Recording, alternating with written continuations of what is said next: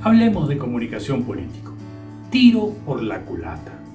El pasado domingo, México realizó una consulta popular promovida por el presidente López Obrador, con más de 93 millones de mexicanos habilitados para participar, pero sin embargo solo votaron 6.6 millones, es decir, poco más del 7% de los electores, cifra muy distante del umbral a superar, que era el 40%, para que los resultados de la consulta fueran vinculantes.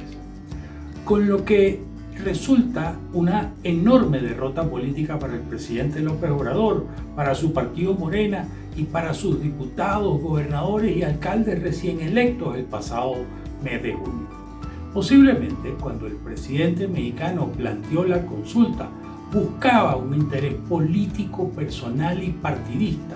hecho que pudo ser percibido por los adversarios y el ciudadano como una razón más de la hiperpolarización de la sociedad, la división que le favorece al gran vengador, recuérdese que así se presentó, y como el que castigador de los conservadores y los de siempre. La pregunta original que presentó ante el Congreso de la Federación decía, abro comillas, ¿está de acuerdo o no que las autoridades competentes, con el apego a las leyes y procedimientos aplicables, investiguen y en su caso sancionen la presunta comisión de delitos por parte de los expresidentes Carlos Salinas de Gortari, Ernesto Zedillo, Vicente Fox Quesada, Felipe Calderón Hinojosa y Enrique Peña Nieto antes, durante y después de sus respectivas gestiones? Cierro comillas.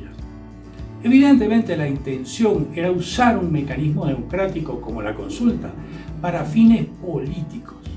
Planteamiento que la Corte Suprema de ese país, cuando fue consultada sobre el contenido de la pregunta, emitió un concepto legal manifestando lo siguiente, abro comillas,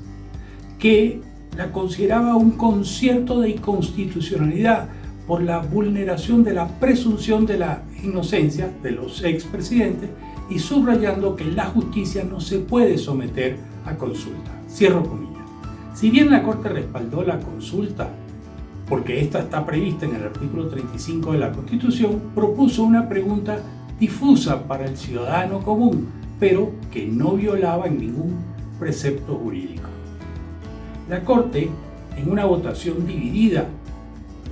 propuso la siguiente pregunta, abro comillas, ¿está de acuerdo o no en que se lleven a cabo acciones pertinentes con el apego al marco constitucional y legal para emprender un proceso de esclarecimiento de las decisiones políticas tomadas en los años pasados por los actores políticos encaminados a garantizar la justicia y los derechos de las posibles víctimas? Cierro comillas. Con más de 528 millones de pesos, cerca de 28 millones de dólares gastados, más de 1.142 incidentes reportados y apenas 6.6 millones de mexicanos que se expresaron en las urnas, puede convertirse en el punto de inflexión que le haga entrar al presidente en una espiral descendente de su nivel de aprobación y respaldo popular. La encuestadora Mitofsky, en un trabajo realizado recientemente para el diario El Economista de México, refleja, entre otras cosas, que, abro comillas, la aprobación del presidente disminuyó al pasar de 58 a 57 entre los meses de junio y julio, y con respecto al nivel de desaprobación del tabasqueño, tuvo un incremento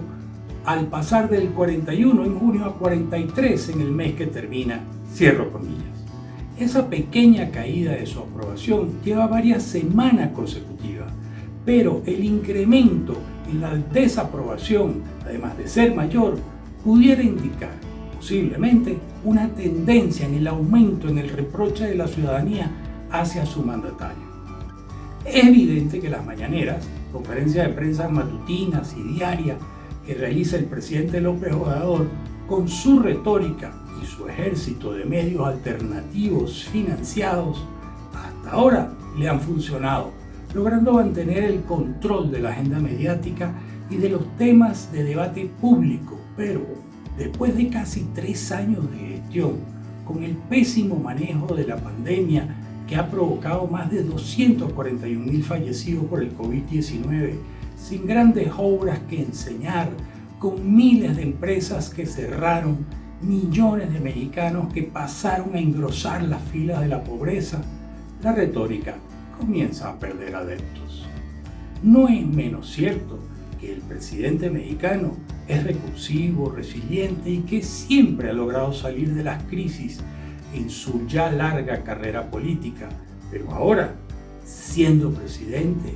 teniendo la mayoría en el Congreso, teniendo su partido un gran número de gobernadores y alcaldes, debería aprovechar y realizar las grandes acciones que lo catapultarían a la historia del país,